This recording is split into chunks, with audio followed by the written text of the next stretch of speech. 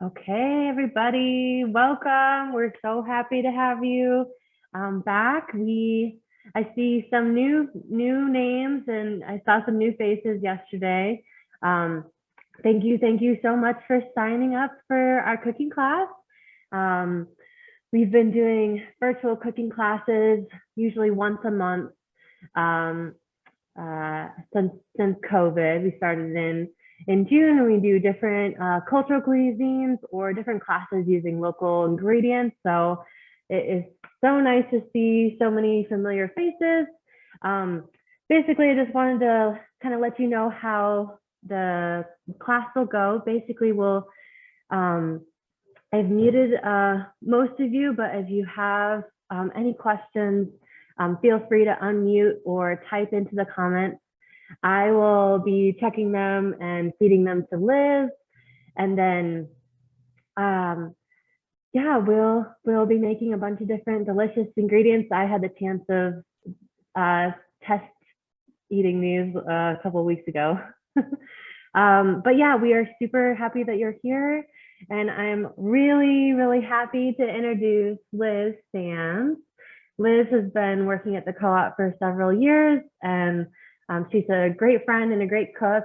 So I'm really excited for you to try out these new ingredients. And we've gone to some of the local farms that we're featuring in these recipes. So we'll be sharing more farm stories and making sure you guys know little tips and tricks. So if there's any questions, or if you're needing more time to do different pieces of the recipes, just let us know.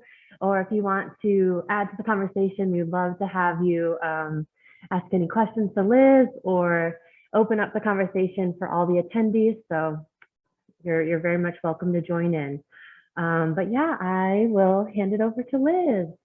And before I do, I just wanted to let you know that I'll get some close-up shots. So I'll add that as another featured window to look at, so you'll get some close-up shots of what she's doing. But yeah, let us know if you have any questions. Welcome, Mary. Welcome, everybody. And yeah, we're glad to be here. Hello, everybody. Good morning. I'm super excited to be teaching this brunch class and then to get to eat some brunch. I'm very excited. What we've been trying to do so far with these cooking classes are more kind of cultural cuisines. I thought it would be fun for December to do a holiday brunch. I love eating and making brunch, so I thought that would be a good thing. A little bit indulgent, but not super over the top, but it is holiday season, so that's kind of where we're at right now. First off, before we get started, I know some of you got champagne or juice, so if you haven't done so yet, go ahead and pour a drink. We can do a little cheers. I won't be drinking this, but we'll open it for the sake. This is just a pretty simple mimosa, so it's kind of however much you like to add. And some people do a quarter, some people just do half, or just top it off with juice. Yeah, and if you didn't get a drink from the kit, just follow along. But this is a really good champagne or Prosecco that was recommended to us by our beer and wine buyer, Lisa. She knows her stuff. I actually haven't tried it, but I trust her. They said a little quiet, so just a little louder. Oh, I'm being too quiet. Okay, I can be louder. That's no problem. So yeah, just get a little drink going. I'll give this to Sarah if she wants it. We're doing, some of you guys got like cranberry and pomegranate juice, or what was it? The other one is the morning blend, orange juice. They're both delicious. So you're just doing like half and half? Pretty much. 50-50. Mimosas are often the best part of brunch, so I thought that'd be a fun add-on. We started giving wine recommendations for some of the dinner classes, but it's definitely too early for wine, so mimosas is a better choice. So cheers, everybody. Thank you so much for being here, and we'll get you in just a second. Cheers. Okay. Cheers, everybody. Brunch. And yeah, at any point, please let me know if I'm going too fast or you can't hear me, particularly later as we get to the pancakes. I know everyone has different ovens, different stoves, and things work a little bit differently. Kind of one of the struggles of Zoom, but that's where we are right now. So just please, at any point, just stop me and let me know. So the reason that I kind of chose these different items today, when I go to brunch, I don't usually order an entree. I usually order like 3 different sides, get a taste of everything. So that's kind of how I like to make brunch as well. These pancakes are a little bit unique with the ricotta. So they really just lend a super light and fluffy flavor. They don't taste cheesy, but they really you can taste the creaminess in them, and they're really, really delicious. The brown butter blackberry syrup is on the sweeter side, but it kind of, the brown butter and the ricotta kind of balance that out. I never really used to like fruit syrup. That was always just instead maple syrup. And my roommate started getting really creative with her fruit syrup, and I turned me on to it. That's what we did for that. The grits are a local, from a local farm, Hazzard Free Farm. I never had grits until I went to New Orleans a couple years ago, and they're delicious, and not a lot of places here have them. It's definitely more of a southern thing, but it's a perfect side. We're doing them cheesy, but I've also had them with like jam on top. There's a lot of different stuff you can do with grits. And then the sweet potato hash, just wanted to add a nice local vegetable. The sweet potatoes are from PrairiErth Farm, which is in Atlanta, Illinois, about an hour from here. And it's a good way to kind of balance the heaviness of the pancakes and the grits with some vegetables. So what we're going to do, I'll kind of give you a rundown of the order in which we're going to do everything, and then we'll go to the ingredients, and then we'll get started. So the sweet potatoes take the longest. So we'll start by prepping all those vegetables and getting them into the oven. And then we will move on to the blackberry syrup. That doesn't take very long to get going, and then it can kind of simmer throughout the rest of the class until we're ready to top it off on the pancakes. Then we will get the grits going. Those need to boil for about 20 to 25 minutes. We will make the pancake batter, and then we will make the pancakes. And so at the end, it's kind of be sort of like a Thanksgiving dinner. There's a lot of different components coming together. So we will take it step by step, and at the end, it's going to be kind of a lot of moving parts. But to start off, I don't know if anyone's gone through their bags yet, but we can kind of go through the ingredients. So they're mostly divided by dish, but we also have limited space here at the co-op, so a few things had to be combined so we could get it all ready to go. So this is the dry bag. The first one will have everything for the sweet potato, so that's what we're going to start with. The other bag is everything for the pancakes, except you're going to want to take out the salt. We just combined it into one container to save a little bit of plastic. So the other bag is everything for the pancakes. We can just set that aside for now. And the other bag is everything that is in the fridge. So the one bag should be all of the ingredients for the sweet potatoes. We have our spinach here, our green pepper, sage and parsley to go in there as well. And then what's left in there is the milk and cheese for the grits. So probably want to go ahead and put those back in the fridge for now. So just make sure you pull out the veggies. I'm just going to put this back in the fridge. And then the other bag is everything that you will need for the pancake batter and the syrup. So we'll get to that in a couple of minutes. We'll probably pop that back in there as well. So we're going to start with the potatoes. So what kind of ingredients, what do they need to get out first? So we will, over making this bag, we have sweet potatoes. Some of you have one enormous sweet potato. Some of you might have three. We ordered them from a local farm, and so they're not always uniform, but whatever you have in there is going to be plenty. And then in there, we also have a red onion. There's three separate containers. There's olive oil, black pepper. We are going to save a little bit of the black pepper for the grits, but if you don't want them on your grits and you want more on the potatoes, feel free. Also, I'm sure everyone has these spices, so if you like things a little bit more, a little bit less, whatever you like the best. And then paprika as well. And then there are maybe four, depending on the size, garlic cloves in there as well. So before we get going, there's two things that we need to do if you haven't done so already. We'll go ahead and preheat the oven to 375. And then I'm just going to give the sweet potatoes and the green pepper a rinse because I haven't done that yet. So we'll just take a second to get everything ready. So preheat your oven to 375. You'll need a little baking sheet and rinse any veggies if you like.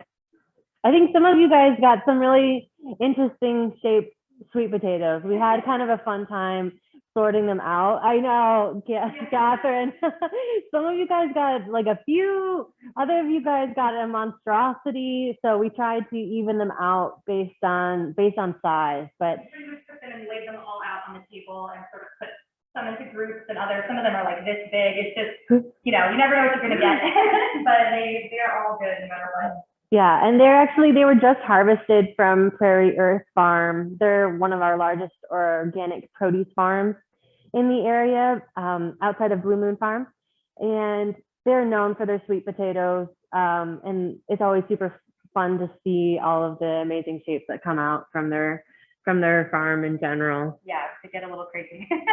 probably the most fun thing about having all of these local organic farms. We had a cauliflower head the other day that was like the biggest thing I've ever seen, and you just wouldn't see that from conventional produce, so it's pretty fun. All right, so our oven is on. So the first thing I'm going to do is just chop up the sweet potatoes. I'm not going to peel them. If you prefer not to have the skin on, feel free, but I think it adds some texture and some good flavor. So pretty much we're just going to do a pretty small dice. So this tray is going to get loaded up. It doesn't seem like a lot just yet, but it's going to really load up. So what I typically do is I just kind of cut them into rounds, maybe about a ½ inch thick, like that. And I usually just go through the whole thing so I can stack them up and just cut them a little bit faster. So that's what I'm going to do now. They're very, very fresh potatoes there. Beautiful. If any of you have like harder spots on your sweet potato, like the ends, you can remove those, but they should be good. And I don't know if you guys have seen, but we started to bring back Lawrence, our knife sharpener, every Saturday. So he'll be here 9 to 11 most Saturdays, except the weekends after a major holiday. So if you need your knife sharpened up a little bit more, definitely come bring your knives into the co-op on Saturdays, and he'll get them sharpened right up. He just did ours for us in the kitchen, which is super helpful. I don't know how old these knives are, but they are as good as new now. All right, so moving forward, because these are crazy shaped potatoes, you'll have some that might be big like this and some that might be small like this. Kind of what we're aiming for. Not super tiny, but we want them to, cook evenly. So they're going to be a little different. They'll be fine. The corners are going to be a little smaller, but something like that, just kind of a medium-sized dice is what we're looking for with these potatoes. And those can just go straight onto the pan. We'll just add everything onto the pan as we go.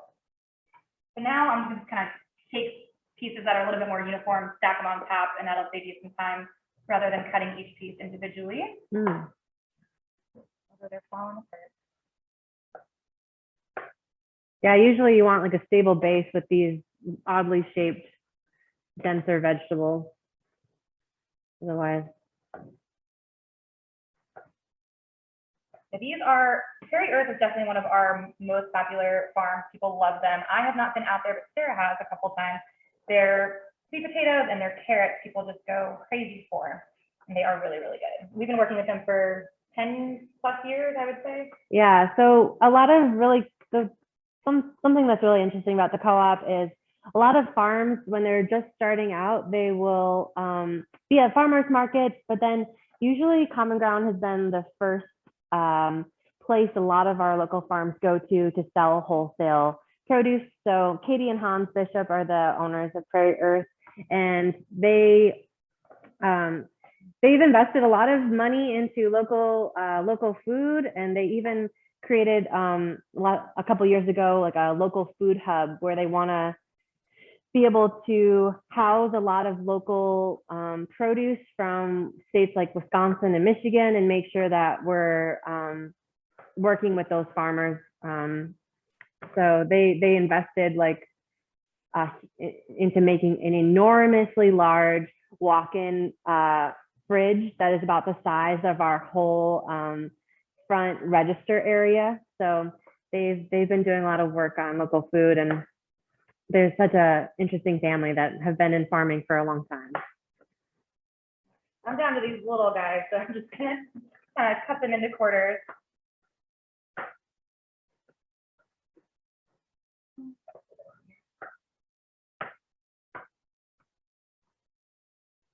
I gotta admit, I'm pretty new to the sweet potato game. I was very picky growing up, and I loved the regular potatoes, but I really didn't like sweet potatoes. And I spent a little bit of time working at the Red Herring, and they pretty much always would have this sweet potato mixture with different veggies, and I'm converted now. They're really good.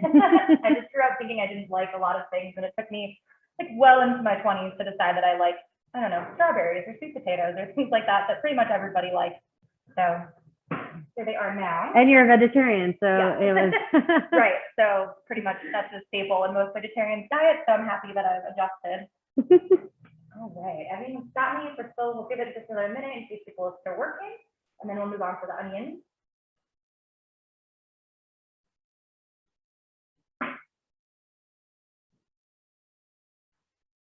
Or the see everybody. Yeah, let me see. I see some people working hard. You can do it to be tough. Mine is pretty easy, but when I did this the other day, it took a lot more effort to chop through that. Sometimes they're a little tougher than the rest of the potatoes. You forget that they're so different. And because they're so fresh, they still have a little, like, they still have some moisture to them. So even if you're worried about how perfect the dicing is, I wouldn't worry too much because they're so fresh that they'll cook and steam up pretty nicely. Yeah. Um, I know people have some enormous ones, so we'll give it just another minute or two. Mine were pretty manageable. But you're probably going to chop up the onion and the pepper in a similar way. We'll actually do the onion last because it gets, I don't know about everyone else, but I definitely am affected by cutting onion. So you might see me crying over here, but trust me, I'm having a good time. So moving on to the pepper, people have a million different methods for cutting peppers to avoid those seeds. The way that I've best found to do it is to cut along the sides from the top. So kind of slice right down, you'll still get some of the seeds. But then I turn it on its side so you can see it a little bit better and just cut right around that core. And it's not always perfect. You might have to do a little bit of removing, but when I first started cooking when I was 18 or 19, I would just cut it open and then have to deal with this, which we don't want. So that is my preferred method. I'm gonna scoop out the inside, get the seeds out of there.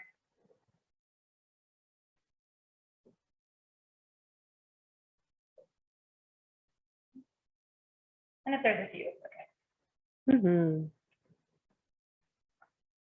So for these, we'll do sort of a similar size, but it is, quite a different vegetable. So kind of just a large chop. So for this one, I'm going to cut it into maybe 4 strips, and then just give it a nice cut. Something like that. We want them to be a little bit bigger. Sometimes when I do like a breakfast scramble or a tofu scramble, things like that, I do really, really teeny tiny pieces. But it kind of depends what I'm in the mood for. For this one, it works well to have them a little bit bigger. It depends on if you're in a big rush and need things to cook, you can always chop it a little smaller and it will cook up extra quick. Right into the pan as well. Any bell pepper would work for this. I just chose the green. They're a little bit more affordable than the red and the contrasting colors of the green and orange. And then once you get the red onion in there, I think they're just really beautiful. Plus it has such a savory flavor. Yeah, so this dish, in terms of sweet and savory, we've got the sweetness of the potatoes and the pepper a little bit. We have the onion, and we are adding some paprika and sage. So a lot of different flavors going together, but it comes out being very, very well balanced. And I always do a fun fact that all green peppers, the green peppers and red peppers and orange peppers and yellow peppers, they're all typically the same type of pepper, but they're just harvested at different times. So the green pepper, they just harvest early so that it doesn't have as much sugar. So that's why it has that savory flavor to it. But once you let that green pepper ripen on the plant, it will either turn that darker red or a nice yellow color because it has all of those sugars from the plant, just allowing it to ripen a little bit. In the menu, I was vague initially about what color pepper. I was hoping we might have, sometimes we get from PrairiErth these purple peppers, and people just love them because it's pretty unique. And a lot of people, we had a high school tour come by and they just had never seen that before, and it's just kind of fun. But green works just fine. We don't have any purple right now. So we're gonna move on to the onion. So for this, I usually just I cut off the top. Cut it right down the middle and go ahead and peel it. This can be tricky. Pretty easy. Get that oven.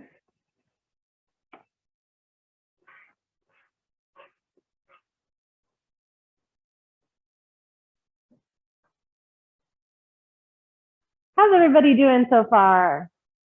Chopping away? I see thumbs up. All right, so we're going to kind of cut in the same fashion in terms of size. What I usually do for onions, I usually just, so I cut down one way. So we're gonna do 4 cuts in this one. And the onions also might be slightly different sizes, probably not as crazy as the potatoes, but we get what we get from our farms, and they're not always exactly the same. And then I just will cut this way, and that'll just make it easier to get that dice. Nyan says, crying with the onion. Oh no.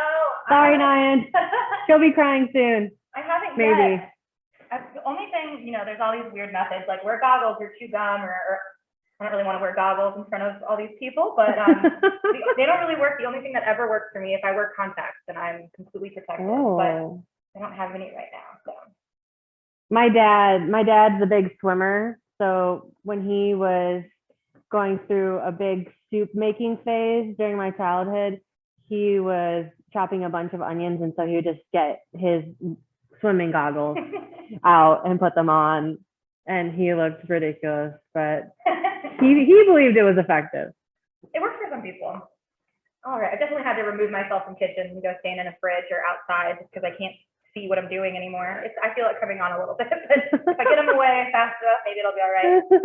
For these, I'm going to transfer with my hand just so I can sort of break up the pieces a little bit. And once they cook it up and you're mixing it up, it'll be easier to get out as well. So pretty.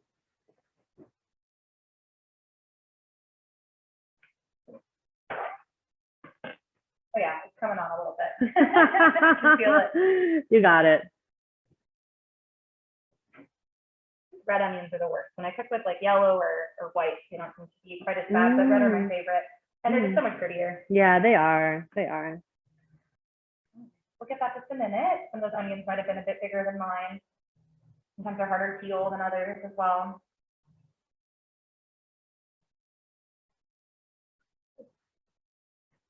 It's bacon. Hopefully everyone else is okay with the onions. Just cry it out. And then I think we've got some really, you've got some garlic that we're gonna do.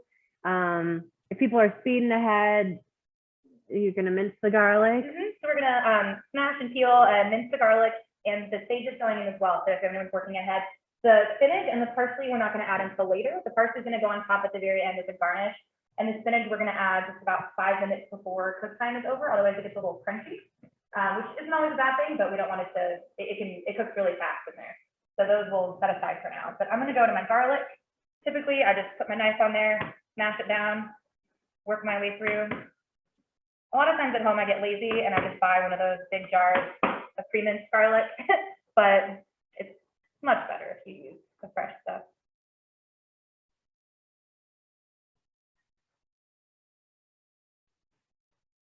And if you like garlic so much that you would want to grow it, it's probably not too late for you to stick a clove in the ground. Basically, you just take one little clove and you plant it, and it needs usually over winter to grow into that nice bulb for the spring and summer. When I'm cutting up a bunch of garlic, I usually just start by just kind of slicing my way through each one, and then I sort of just go crazy on the cutting board to get it into those little tiny pieces that we want. Usually when I'm cutting things, I like to line them up like I did with the sweet potatoes, but these are so tiny.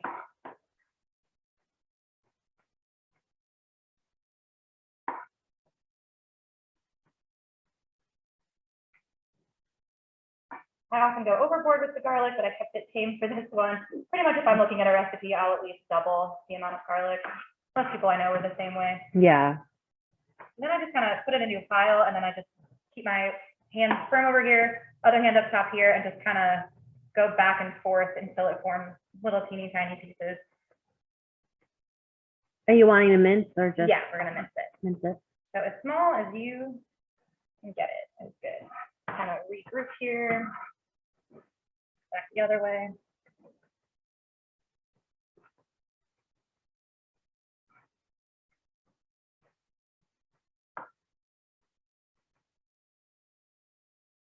Always go down the knife.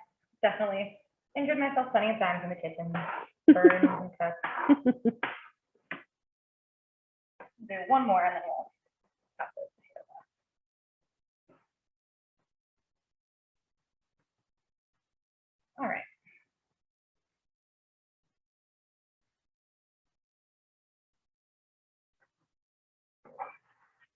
Add that garlic in. Okay, I'm just gonna rinse the hand off because now it is covered in garlic, and I'll be right back. Everybody chopping garlic?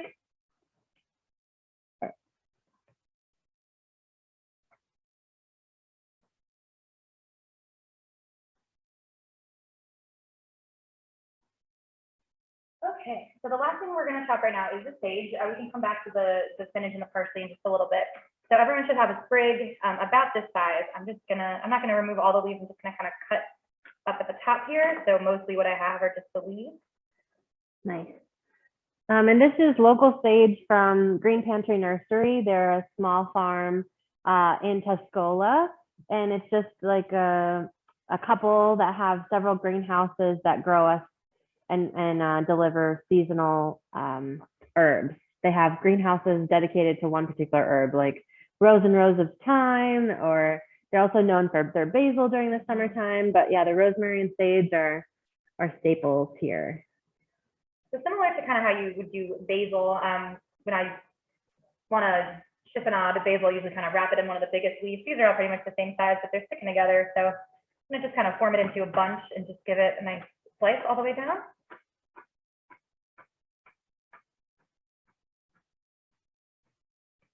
And then just not quite as, we don't need to do as much with as we did with the garlic, but just a couple chops this way, just so we get enough of it so we can distribute it uniformly over the potatoes.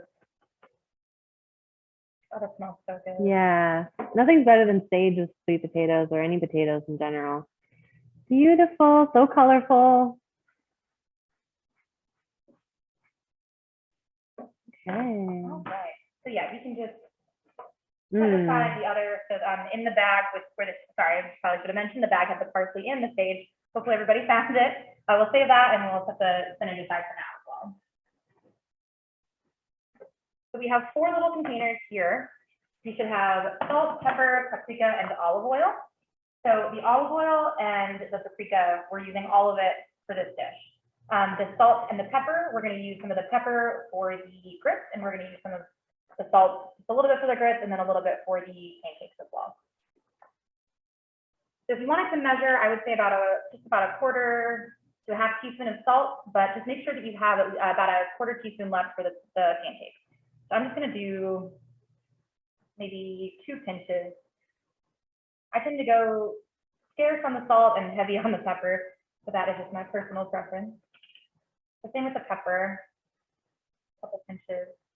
You don't need a lot for the grits. They don't go in the dish. I just like to, once it's plated, to kind of put a little bit on top. It adds really good flavor and it makes it look a little prettier. With olive oil, you can just pour the whole thing in. It kind of seems like a lot, but it's the best way to get those potatoes to cook the way we want them to. About 3 tablespoons. And then paprika, I just like a little bit of spice. So that is a half teaspoon. So you can just kind of pour the whole thing on there. And then even though it's not the most comfortable feeling, I just always just go right in with my hands. So you could use a spatula or a spoon. I just find it easiest this way. So just make sure it's really, really well coated in the oil and the spices. We don't want one bite to be all paprika and the other one to be boring. So really mix it up.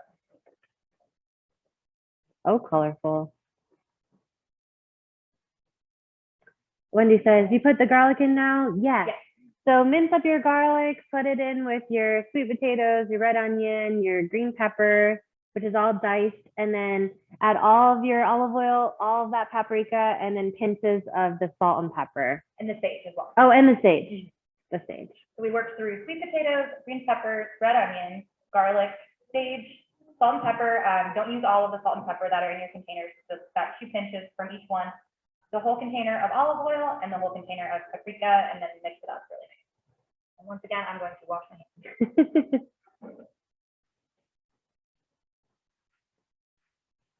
And then we'll be putting in the oven. Then they go in the oven. So they're going to be in the oven for about 20 minutes. We will give them a nice flip. They will cook for another 20. We'll have to finish. And then at that point, we'll be in pancake madness, and we can turn the oven off, and they'll be okay in there for a couple minutes while we get everything else ready to go.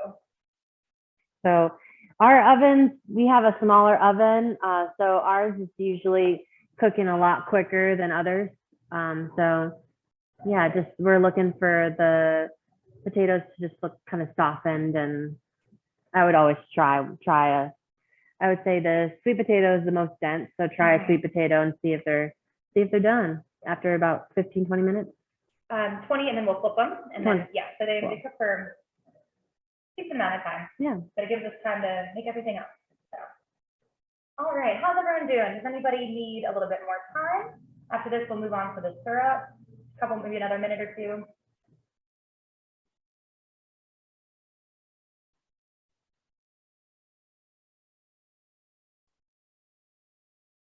This is probably one of my favorite, just kind of easy throw together breakfast, whether it's sweet potatoes or regular potatoes.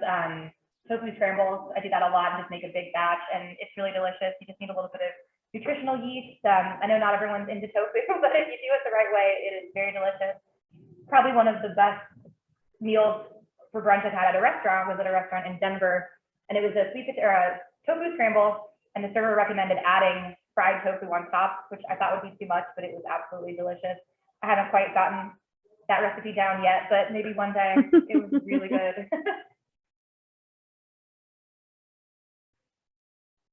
Okay, so you might see, we might have to take our potatoes out a little bit before everybody else does, but we're working with a very, very different kitchen. Our oven's a little weird. Our stovetop is a convection, and it's called induction. Induction. Yeah, not the right word. So it's going to be a little different, and probably for everybody. When you get to the pancakes, some people might have a gas stove or an electric stove. Somebody might be using a griddle or a flat top. So we'll just kind of all fare together there. Yeah. So these can go in the oven now, and I will set a timer. Feel free to as well, but we'll get it going here so everyone knows when to flip them. Other way.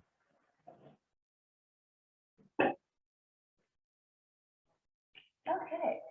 So I could set the timer. So we'll set the timer, the first one for 20 minutes, and we'll check on it then. Okay. So put your veggies in the oven, everybody. So the next thing we're going to do is the syrup. So I love a nice fresh maple syrup, but that's not as fun as making your own. So kind of like I mentioned before, I'm really weird sometimes about fruit in sweet things. So I mostly just eat fruit on its own. I don't really like pies or things like that. But this syrup is delicious. We actually are going to brown the butter.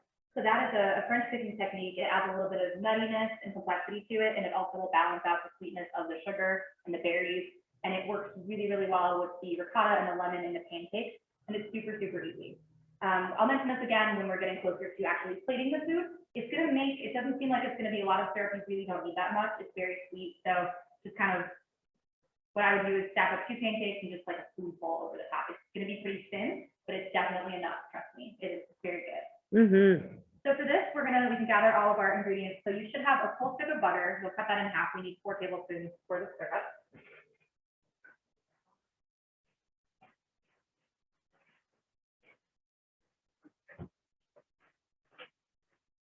The lemon that's in the bag with all the fruit stuff is for the pancakes, which we'll get to in just a little bit. You're going to use the whole package of blackberries. And really, this recipe, it would work with blueberries or raspberries or a combination of them. And the butter. So it's really just a couple of ingredients. You just need the blackberries, the butter. There are 2 different little small cups of sugar in the dry bag, so we're going to use one of those. And then water. So you're going to want to measure out just a 1/4 cup of water. So I'm going to do that right now before we get going. Everyone else do the same, and then we will get this on the stove.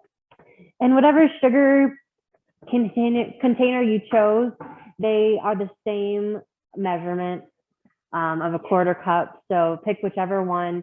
So you'll need your basically a 1/2 stick of butter, your blackberries, 1 container of sugar, and how much water? A 1/4 cup of water. 1/4 cup of water. The brown butter really doesn't take too long. Ideally, if you have a pan that isn't dark on the bottom, that's the best, so then you can kind of see how it's browning. Really, you just need to get it on the stove and watch it pretty closely for just about 5 minutes, and then you can add everything else, but that's enough time for it to really brown and get the flavor. What I am going to do is to cut off the half that you need.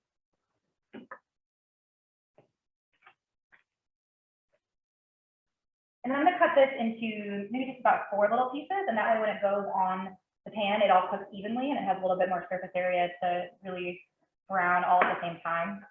They don't need to be exactly the same. I'm just gonna kind of wing it here.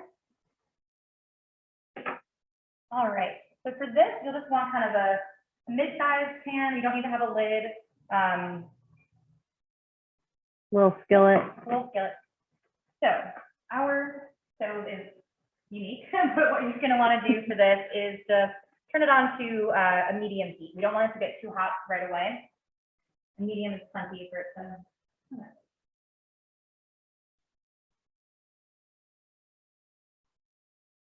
Let's pan heat up just for about a minute.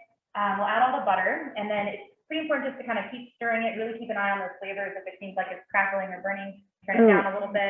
Sid said, is the brown sugar labeled as such? I think I got 2 regular sugars. Oh, I'm sorry. It is just a regular sugar. So it's what we're making is a brown butter syrup. It uses regular sugar, but we're actually browning the butter on the stove. So the sugars are both exactly the same, and that's how it should be. So it's just a 1/4 cup in each container of just regular cane sugar. I've never made it with brown sugar, but I imagine that would be good. Yeah. But for today, we're just using regular sugar. Okay, so I am, and again, it's here, everyone has different stoves, everything might cook, just it's the nature of us all being in our own kitchen, but just really keep an eye on if it's burning if it's going too fast. It should be okay on medium. I'm going to add all 4 pats in here and just kind of let them be while they all melt. You're going to need a mixing spoon for this. I prefer a wooden spoon, but it doesn't really matter as long as you can stir it up.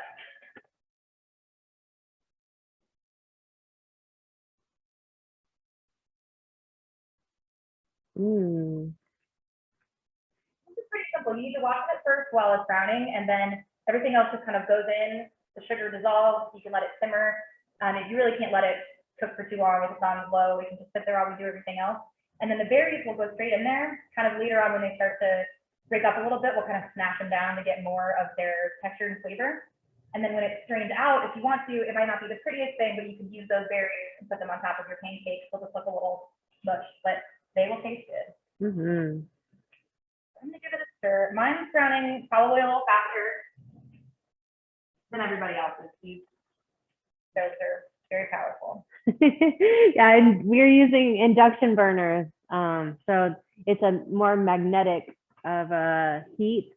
So it's always usually pretty quick. So I turned mine down medium. When I did this at home a couple days ago, I just left mine on medium for about 3-4 minutes.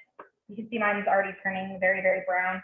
And if your pot isn't as lightly colored as it's okay. It's usually kind of easy to still see the color, and really it's the smell as well will let you know you're doing.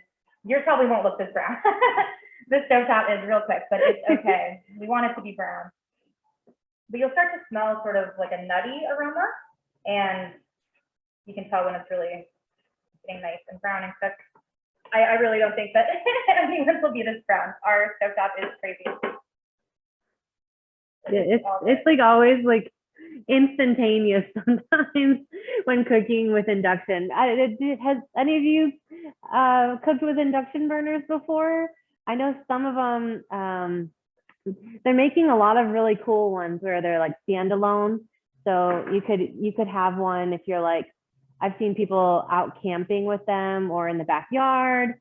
So they're pretty cool. But we've gotten these induction burners have been around at the co-op for several years now. So we've learned through trial. I'm not as familiar. Definitely did some test batches on the pancakes because I've never really cooked with a stove stuff like that. So we're good to go there. So, but it's definitely not burnt. It'll still give that same nice flavor once we add the blackberries and the sugar. How's everyone's looking? Yeah, how's your butter?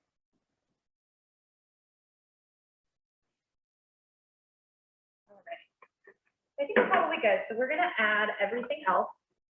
And again, if yours is not as dark as mine, that is totally fine. It's a very powerful stove. So I'm gonna turn it back up just a little bit.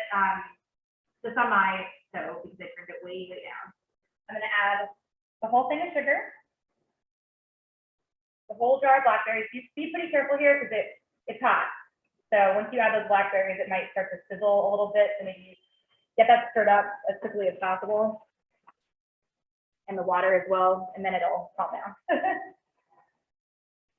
So after the butter starts to brown, you add your sugar and your blackberries and your water, and it's just gonna simmer like that for a while, just to break down, right? Yep, we'll pretty much just leave this on until we're ready to strain it and use it. So right now you can see mostly it's still just brown from the butter. The blackberries will start to break down. Eventually we'll kind of smash them up a little bit. If you do it now, it might be a little messy. they're still pretty solid, but as they simmer, they will start to release more of the liquid, and eventually we'll be able to kind of smash them a little bit. So we will just cook, leave it on medium for just about another minute, kind of get it all nice and stirred up and uniform, and then we'll just turn that down to low, and it can just hang out. We'll revisit it every couple of minutes, just give it a nice stir, make sure everything's looking good. But as long as it's on low, it'll have plenty of time to cook through while we make everything else.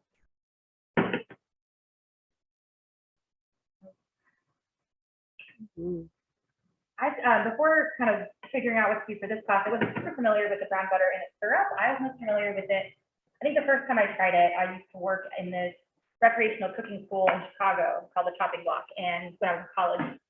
And they had cooking classes, and we did a gnocchi class and then had a brown butter sauce.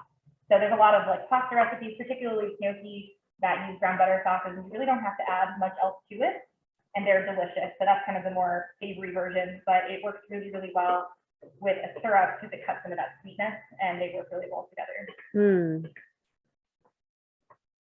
If you ever decide to make gnocchi, which is quite a process, but very, very fun, brown butter sauce with some sage is really all you need. Yeah, that sounds so good. You'll start to kind of see those colors mixed together. They're not fully uniform yet. You can still see the brown butter and then the kind of pinkish purple from the blackberries, and that's kind of what we want. As long as everyone is sort of in the same area, we can just turn it down to low. It doesn't need to be covered. Just kind of let it simmer, and we will move on.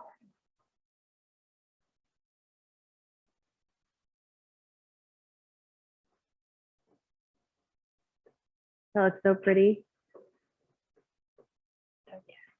And I think a lot of these blackberries are pretty big. So if you're, some of the local ones, usually during the late summer, they're a lot smaller. Yeah, these, unfortunately, it's December, so we don't have any local berries, but they're still good. Yeah, but when we get some local blackberries or gooseberries, sometimes they're just really like teeny tiny little things, but it's all the same, especially for a syrup. Okay, how's everybody doing? Does anyone have questions or need a couple more minutes to get situated? The next thing we're going to do is move on to the grit. Everybody good? Let us know how your syrup is.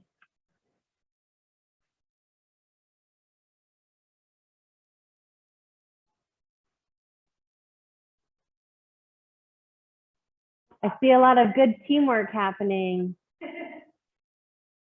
Hey, Arthur, is that you?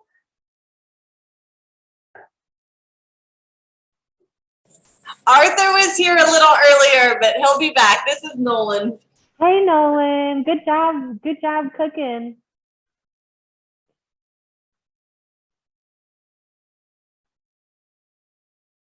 Yeah, I love seeing all the teamwork. I feel like I will always tell the story, but we did a cooking class with pasta, and there was a bunch of U of I students, and they had on these cute, tall paper white hats for all of their for their whole team, and they were really serious about making their pasta. So it's nice to see everybody doing this together. Any questions before we start on the grid?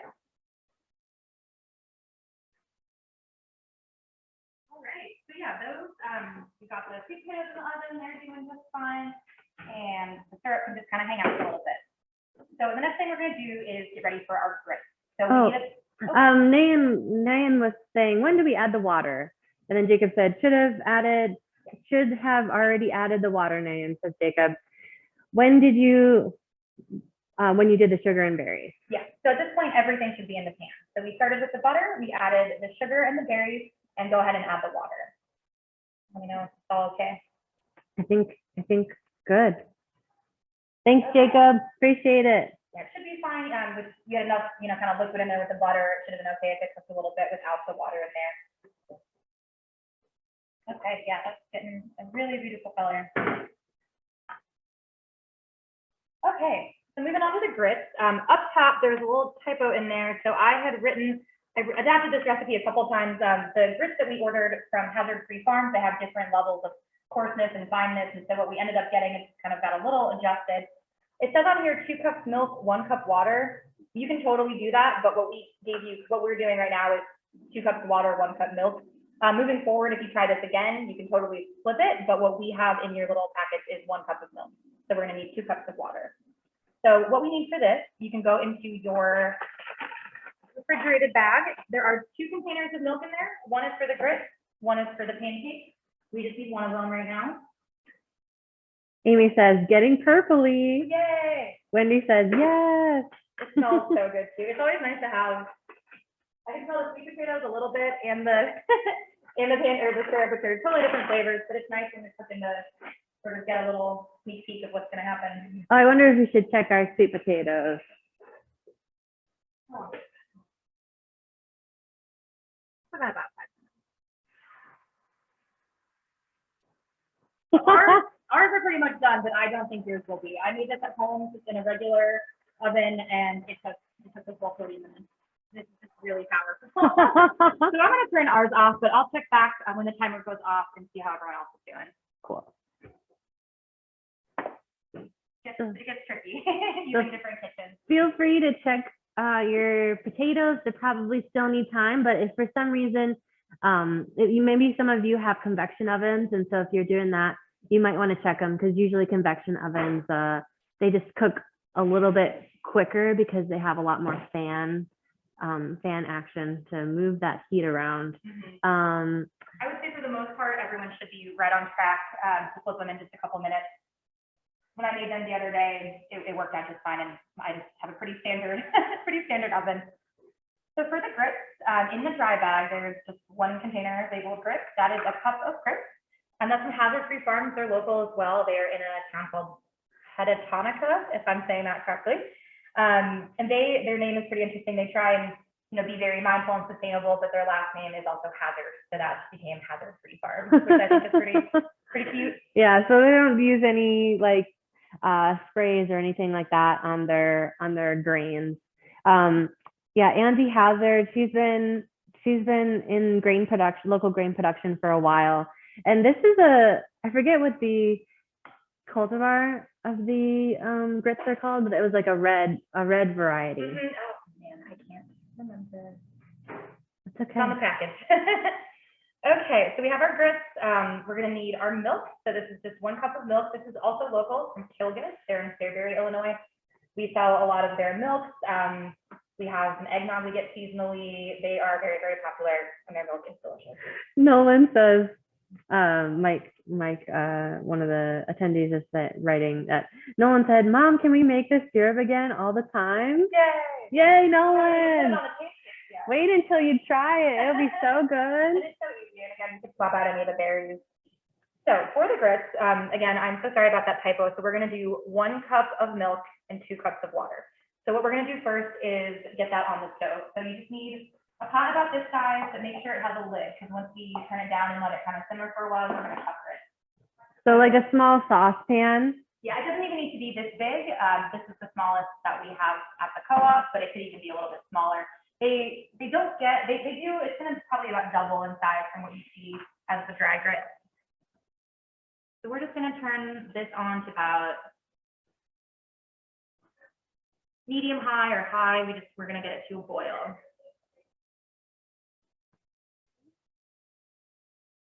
Okay, so I'm going to add the milk. You're just adding all the liquid right now? Yes, just the liquid. We need to get it boiling before we do anything else. Okay. So the milk goes in, and then measure out 2 cups of water.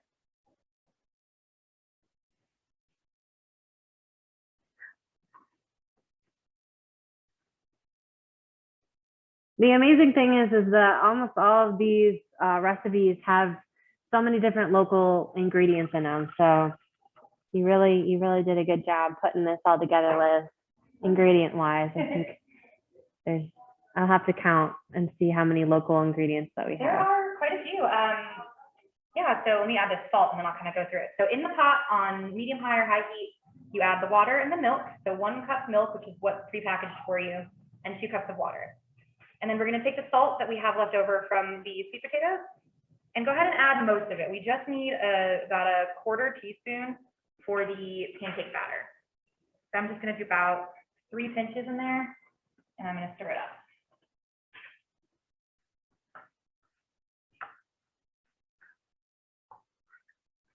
It should just take maybe about 5 minutes to boil. Ours will probably boil faster because this thing is just working so hard. But the thing that we can do while we're kind of waiting for that to boil is get the cheese ready for the grits. So those are going to go in at the very, very end.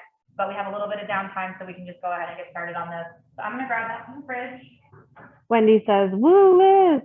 Thanks, Wendy. So everyone will have a half package of white cheddar cheese. This is another wonderful local product. This is from Ropp Jersey Cheese. They are just outside of Normal, Illinois, which is about an hour from here, which is where my friend Wendy, who just gave me a shout out, is. She's kind enough to take this class. And it's delicious. We have maybe 6 different kinds of their cheeses. They're all wonderful. We worked with them for a pretty long time too. Yeah. So what we consider to be local is within 100 miles, and a lot of stuff we're using today is even much closer than that. This is probably about 60 miles. So it's just about 4 ounces. You know, if you ever do this recipe again in the future, you can add more cheese if you want.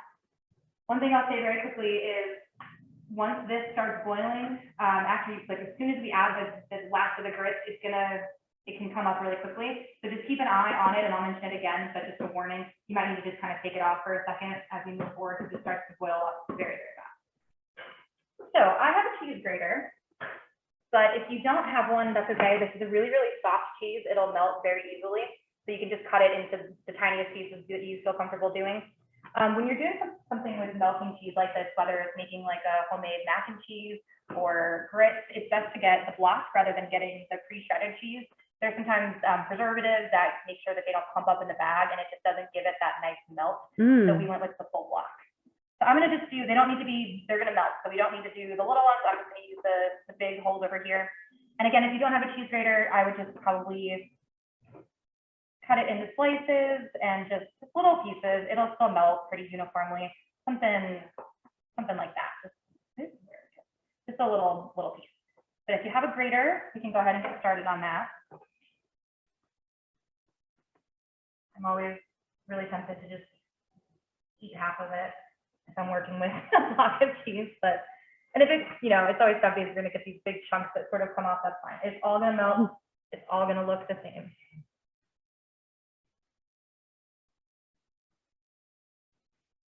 Be careful not to hurt yourself. I don't think ours is particularly sharp, but they can be. Okay, so that's going to go in at the very end. So I'm just going to get a little bowl and just kind of put it in there and set it aside for now. Oh, and here we go with my yeah. Here we go with my milk boiling over. Hopefully no one else had that problem yet, but I'm gonna just clean that up real quick.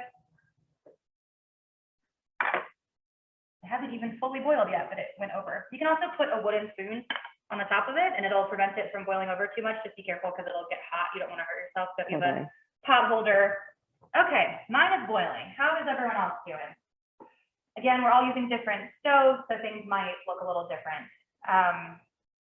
We can just turn it down for a second and give everyone a second to catch up. If you're still grating the cheese, I would go ahead and pause on that for now, and we'll get the grits in. Does anybody need another minute? Is anyone not boiling yet? Please let me know. Yeah, this oven is crazy. It's not turning down. Oh, just use the knob. Oh, it has to be on to turn down. Anybody say they're still waiting to boil? Doing okay? Nine says not yet. Okay, so I'm just gonna, once we add the grits, we're gonna do them a little bit at a time. So I kind of want everyone to be doing that at the same time. So if it's starting to boil, I would just keep an eye on it for another minute. You can turn it down a little bit, or a lot in my case. And we'll just give it another minute or two. You keep that spoon on top to help a little bit.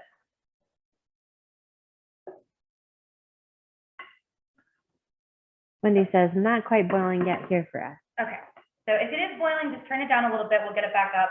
It'll be hot enough to get everything going. I really love grits. The first time I had them, I went to New Orleans just to visit, and we found this breakfast place, and I think I just got biscuits and grits, and it changed my life. And I don't think I'd ever had them before, and I make them all the time. I really think I've only seen one restaurant in town that sells them, so I make them a lot when I'm doing kind of big multi-dish brunches.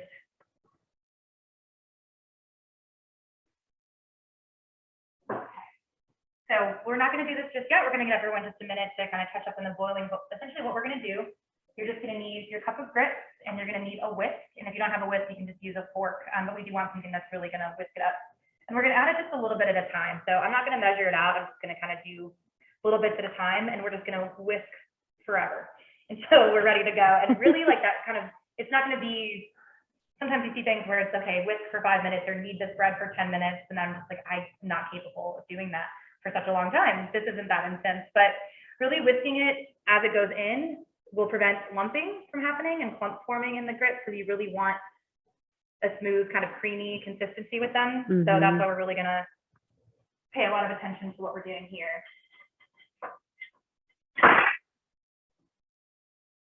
Okay, I'm going to turn mine back up just a little bit.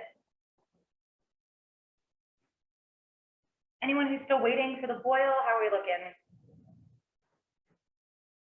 And one other note is that these little specks of red is just inherently this type of cultivar of the flint corn that's just naturally just a little bit more pink or red.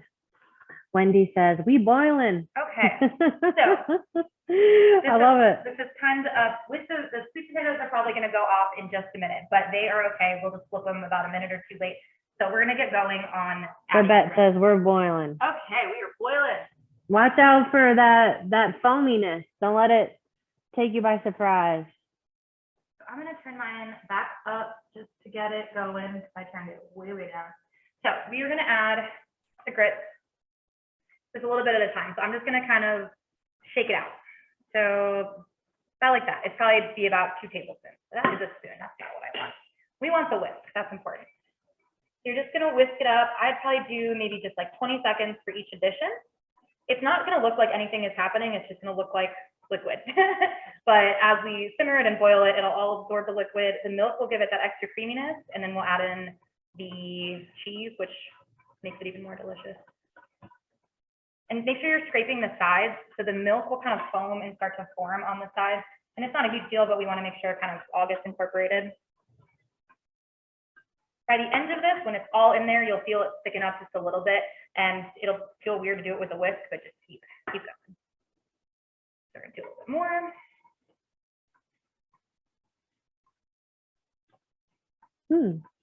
Cool.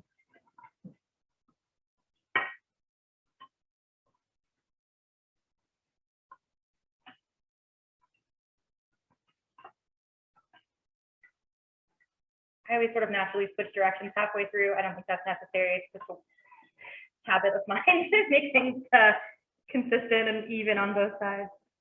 A little bit more.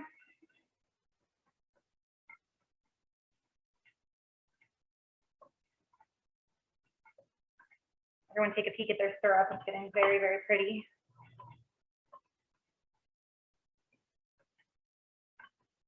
Okay. Probably 2 more additions depending on where you're at. I think that's what my trouble was with grits. I didn't really grow up with grits, and so I think when I've made them, I put it all in at once, and so it just got way too clumpy too quick. I'm gonna get a bigger whisk. It's getting hot on my hand. So be careful here. I just stepped away for a second, and it started going back up to a rolling boil. So when we end up turning the heat down, you might want to just take it off for 1 second just to make sure that it's not gonna bubble up everywhere. Oh yeah. Everyone should be fine, but I'm going to turn mine down a little bit. Just going to keep reiterating how intense this stove is. It makes you want to cook like extremely fast. So it's bubbling up. If you're just doing that, just turn it down a little bit. If it's not, don't worry about it. I'm gonna do the last edition. It's getting a little crazy. So I'm just gonna take it off the keeper. I hope everyone's okay, but mine is spitting at me. Here, I I'll, was doing it at home on my normal stove. here you go. It was okay, but just Try be wary of that. So you should start to see it form. It's getting much thicker. So once you've added everything, we're just gonna do about a minute of constant whisking. I should have gone off. Well, I turned it off Oh, you turned it. once I turned ours off. Okay.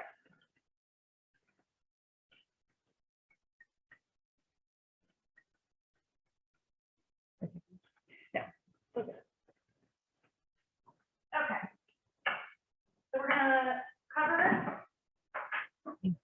Yeah, they're good.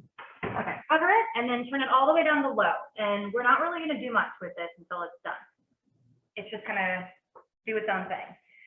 As soon as that is done, everyone check on their sweet potatoes. They should be looking pretty good. Ours are done because the oven is crazy, but they should be just fine. And we're just gonna wanna just give them a nice toss. Just use a spatula or a spoon, kind of stir them up a little bit. If they're looking like they're getting really close to being done, I would go ahead and turn the oven off and we can revisit that. We still have to do our pancakes, but we are getting there with everything. Oh yeah, ours are ready. Just to kind of recap where we're at right now, the grits should be fully incorporated, on low, covered. Definitely make sure you cover those. And then immediately, as soon as you can, check those sweet potatoes. They should be looking good. Ours are done. But again, our oven is very different. I don't imagine anyone has an oven like this at home. So let me know if anyone's having any issues. If they're looking almost done, I would just kind of turn the oven off or down to maybe 200 for now as we get going on our pancakes. You don't want them to be cold, you know. So how long to cook the grits? So the grits are going to cook for about 20 to 25 minutes. So what we're going to do in just a second, it'll only take about 3 minutes to get our pancake batter going, and then we're in the home stretch with baking them. And these are, you know, probably everyone at some point has made pancakes. These are going to be a little different for two reasons. One is the ricotta, so that just adds a completely different texture to just a normal pancake. And the other is the flour, which I can kind of go ahead and talk about. Please, if anyone has questions about the grits or the sweet potatoes, go ahead and stop me. But while everyone's sort of catching up, I'm just going to talk about the flour a little bit. One of the places we went to visit recently for a little tour is called Janie's Mill. And so they are a local flour mill in Ashton, Illinois. It's about an hour north of here off 57. And they're really, really wonderful. We didn't really carry their flour before COVID, but then it was really difficult to get flour. You know, there were shortages and everyone started baking and it was hard to keep a constant supply. And we found Janie's, and they actually got like national attention because they were shipping their flour all over the country. But they have an old stone mill, which is sort of an ancient process versus what a lot of sort of industrial mills use as a roller mill. And the stone mill kind of keeps everything uniform. It keeps the wheat and the germ, and it's just higher protein. So what we're using, they have all these wonderful blends that they make for specific purposes. What we're using right now is that might be, nope, that's for the pizza. Oh, that's a pizza. That's a different one. We're using the Artisan Blend. We're doing a lot of different stuff right now, but that's what the packaging looks like. This is what it looks like, except it says Artisan. Yes, so this is the Artisan Blend. So it is a mix of hard red spring wheat and hard red winter wheat, which are very similar types of wheat. They're just planted and harvested at different times. They actually have one of the highest protein contents of any of the flour that they make. It's 13.5% protein. They have a really high gluten content. So it works really well for baking. The high protein that she just showed, I use for pizza or other bread dough. But this batter is going to look probably a little different than any pancake batter you've ever seen before. The combination of the color of the flour and then getting that ricotta in there. And they take a little bit longer to cook. So we are going to get going on that. If everyone is okay, how's everyone's potatoes, everyone's grits? We doing all right? Okay. I'm going to set another timer since our oven is off. We got 15 minutes for the potatoes. Lindy says yes. Okay.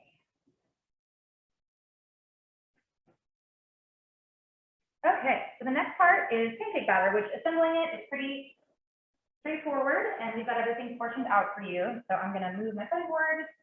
We're gonna want 2 bowls. So we're mixing the dry ingredients and the wet ingredients separately.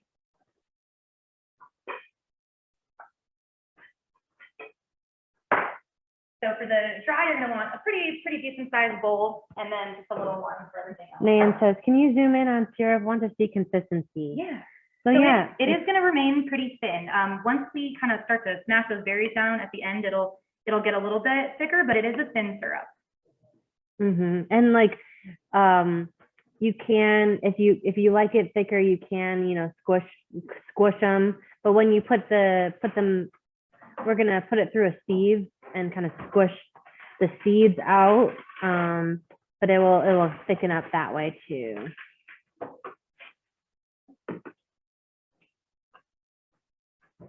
Were everyone's potatoes looking good? I know our oven is so different. I want to know how everyone else's are, but it should be just fine. Okay, so for the pancakes, everything should be in the bag, already measured out. So we can start with get situated. When you're making 4 different things at once, things get a little messy in the kitchen. Okay, so you should have a big container that looks like this in the bag. That's the flour. We're just going to dump the whole thing in the bowl. It's a 1.5 cups. So you'll see when you look at it, it's a little bit darker than a lot of flour you might see, a little bit thicker. They still mill it and then they fix it, but it's really delicious. At this point, I've tried pretty much all their flours, and they just make such different results than just a regular, like all-purpose flour. So that is the flour. You will also have that other. Oh, right here. Oh, Sorry. right in front of me. You'll also have another container of sugar. Just dump that whole thing in. It's a 1/4 cup of sugar. And then there are 2 small containers in there. One is baking soda, one is baking powder. We're using them both just to kind of give them that fluffiness and create those bubbles in the pancakes. They get a little bit weighed down with the ricotta, so it's important that we give it all the fluff that you can. So it's 2 teaspoons of baking powder and 1 of baking soda, and we'll just dump all that in there. So then you want to take your salt that we had left over, just do a pinch. Sometimes when I'm baking, I don't even add the salt, but a little bit is definitely helpful. So we'll just go ahead and just give that a quick little mix. You're going to want to whisk for this as well. So that it's not, you don't have to work too hard to get it stirred up. We're going to add a lot of other stuff to it. So just make sure it's sort of uniform. So when we add all the wet ingredients, it's a little bit easier. And then in another bowl, it doesn't need to be that big, about this size. We're going to start with the egg. So you should have another one of those paper glue containers with 3 eggs in it. Hopefully everyone's are safe and sound. These containers are pretty good at keeping things safe. And again, they're local too. These are local too. These are Kilgus, or no, sorry, Feather Lanes, but they're associated with Kilgus, Yeah. I believe. So the milk and the eggs are from the same place. Yeah, the families are just either, I think they're cousins. So we're going to do the eggs first. We're just going to give them a quick little beat before we add everything else, just so it's easier to make sure they're fully mixed up.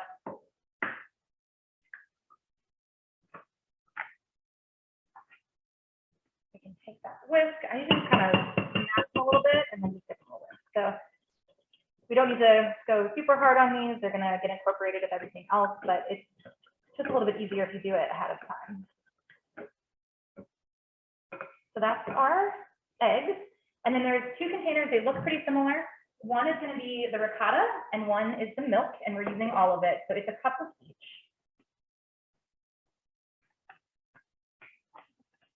Sadly, the ricotta is not local. I don't know that we've ever carried local ricotta, But it comes from a co-op. yeah, So this is Organic Valley. So they're a national, you can see them all over the place, but it is a cooperative company.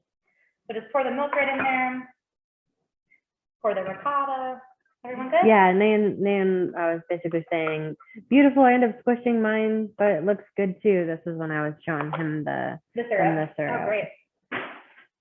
Okay, so that was we did the eggs, heat those up a little bit. We added the milk. This is whole milk. You could also use 2%, but I wouldn't recommend using anything other than that. No, like low fat. There's a little bit of vanilla. You really just need a 1/2 teaspoon. And then the ricotta. The ricotta. and then the lemon. So we are going to take our lemon.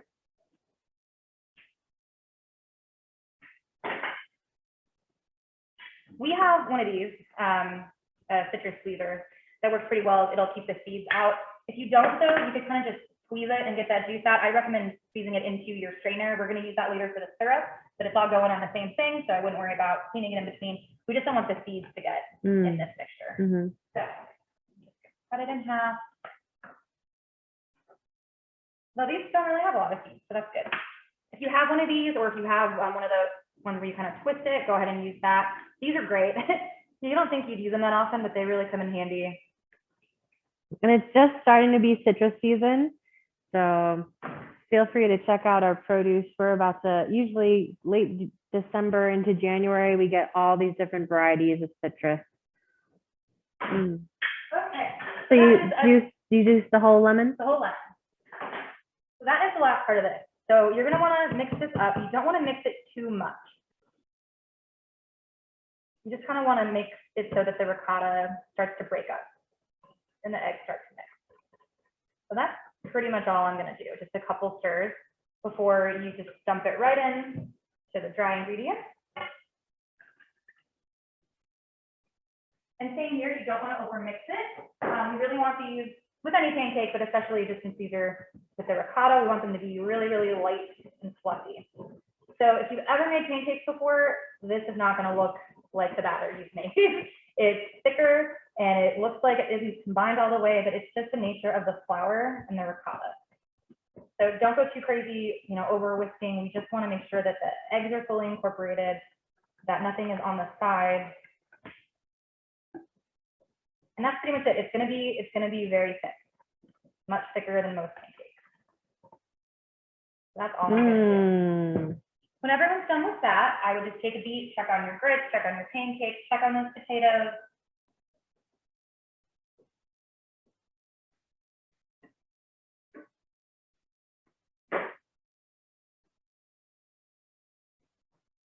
The grits should be starting to form a bit. Mine are getting pretty close, but they can just hang out for a little bit as long as they're on low. Once we add that cheese in there, it'll be delicious. Okay, so at this point, what's going to happen next is we're going to make the pancakes, and these are a little slower than other pancakes. I made them at my house on a normal stove. I also made them here this morning just to make sure that I knew what I was doing in this space, and they do take a bit longer than other pancakes. You really want them to make sure that they're bubbling up. So we have a little bit of time, but it also requires pretty constant monitoring. You don't want them to burn. You definitely need to make sure you get in there and flip them. So real quick, before we move on to that, why don't we just go ahead and cut up the spinach and the parsley for the potatoes. So when they're done, we can just put that right on there. I'm gonna grab my cutting board back. This shouldn't take too long. I'm just gonna do the roughest chop for the spinach. It'll shrink up a little bit in the oven. And then the parsley is just a garnish. So what I'm gonna do is just put it on the cutting board, leave it on the cutting board and set it aside while we get going on the pancakes. My timer is showing 6 minutes left on those potatoes. So we'll check on those in just a minute. And then we'll probably just want to go ahead and add the spinach, put them back in the oven and turn the heat off. It'll stay nice and hot, but then it won't overcook anything. So I just sort of dumped all my spinach on here. I'm going to squish it up. Sometimes I don't even bother cutting it, but I'm just going to do like a really, really rough chop. I'm just going to kind of work my way. Hard to keep spinach in control. And that's pretty much it. I just like to add a green when I'm doing things like scrambles. Kale would work really well, or a chard, but it really doesn't need a lot of time to cook, especially when you put it in the oven like this. It'll get a little crunchy if it's in there for too long. So we'll just wait a little bit on that. And then the parsley just goes on top as a garnish. So for these, I'm just gonna, I'm not gonna spend too much time, but just kind of remove most of the stems. If there's a little bit in there, I never noticed, but we definitely don't want all the stems.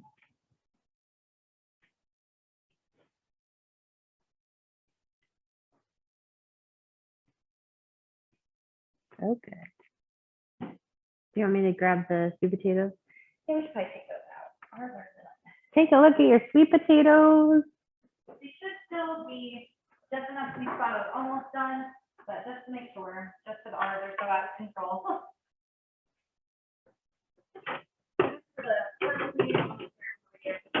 They kind of just mince it up, similar to what you did with the sage. This isn't going to be cooked at all. We're just going to put it on top. So enough that your sword uniformly distribute it. Everybody gets a little bit. So something like that. I'm gonna move this out of the way. How's everybody doing? Everyone's potatoes looking good?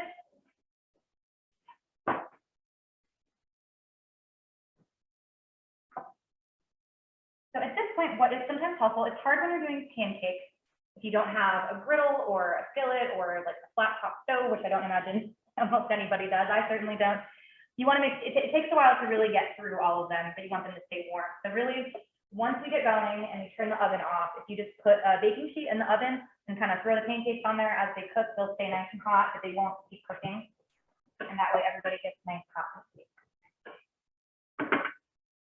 So I'm actually real quick just gonna move the syrup onto a back burner. So I have the pancake burner in front of me. So it's pretty hot if you,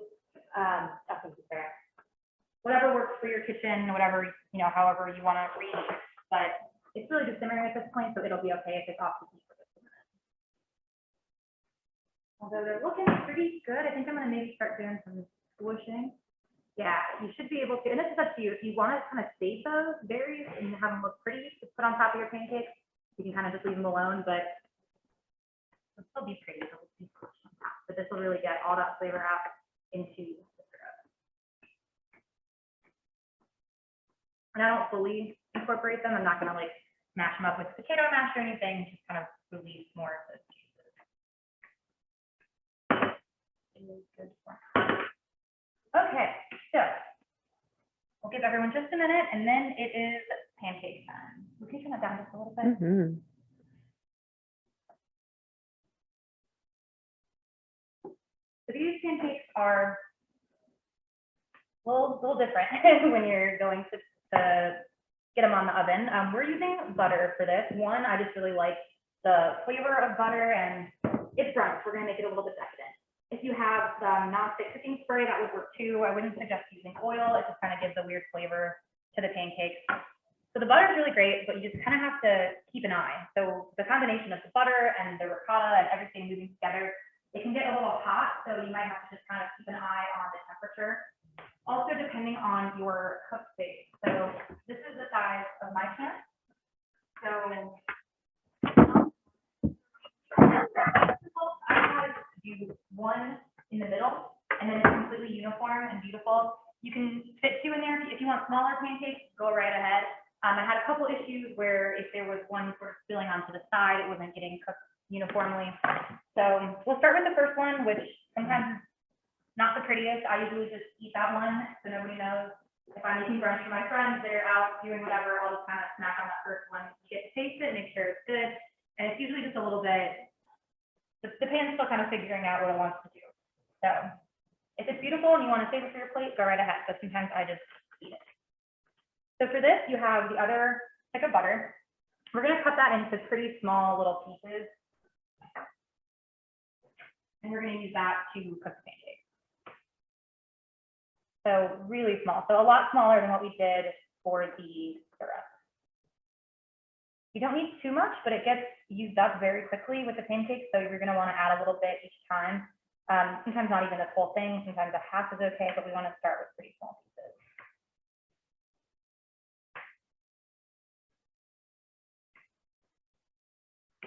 You can get the butter. You're going to want the biggest pan you have, and then the biggest spatula you have too. You go to a restaurant, you'll see one that's like twice the size of this. Yeah. You don't have that. So sometimes when you're flipping them, a little bit might, drizzle down. They don't have to be the prettiest pancakes. They're going to be delicious. So we're going to get the oven on. You're going to want to start at about medium high.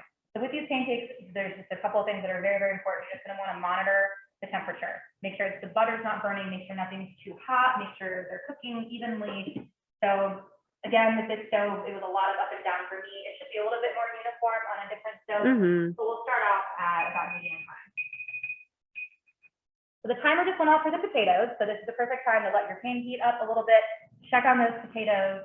If they're looking done, I would go ahead and just add the spinach in. So I'll kind of do that right now. Our potatoes are a little bit more done than yours probably will be. They cook very fast. They look a little crispy, but they're not stuck to the pan, which is always my biggest fear when I'm roasting things. So I'm gonna go ahead and add the spinach. It looks like a lot. It looks like it's overtaking everything else, but it's gonna shrink down really fast. And then I would go ahead and turn the oven off. If the potatoes are done, if they need a little bit more time, I would add the spinach still, but keep it on for just about 5 minutes. But otherwise, we're just going to put them back in the oven, and they are just going to stay warm while we fry up some pancakes.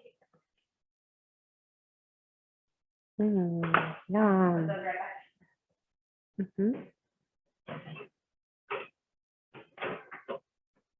I'm gonna put it on. Okay. Let me put it on just for a little. Yes. Oh, you moved it. Okay. So for these pancakes, it's a pretty straightforward process. What's important is to let the pan heat up. You get the butter in there. The pancakes, and we'll kind of show you. They'll start to bubble up in the middle first, and you want to wait until they're really bubbling up around the edges. That's when you know that when you flip it, it's not just going to fall apart. So to start out, I would use probably a full pat of butter. I'm just going to give everyone a minute, make sure we're all on the same page. Please, anyone, let me know if we need more time. Check out those grits. They should be starting to form. Don't stir them too much. They don't need it. There's such a strange consistency, but that's what they need to be. And then we're going to add the cheese as well, and it'll get nice and cheesy.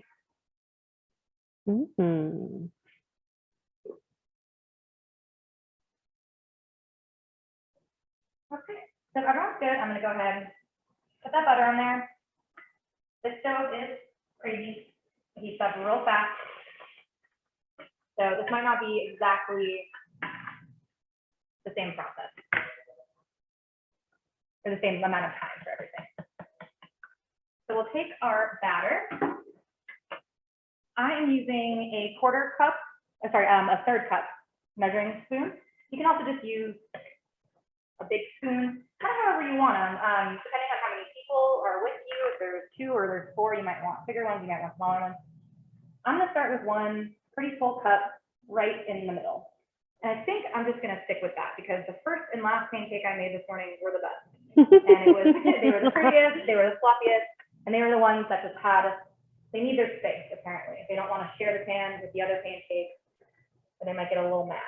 So these are going to take a bit longer than what I'm used to for most pancakes. There's just a lot going on in there. The flour is a little bit thicker. The ricotta is a whole other added ingredient that you don't usually have with pancakes. It's typically just, flour, sugar, buttermilk sometimes.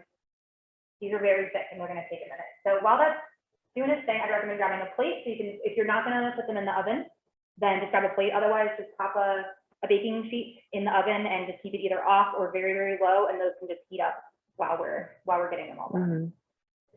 I think another reason why the pancake batter is so thick is the flour. They grind up everything. They grind up the whole kernel of grain.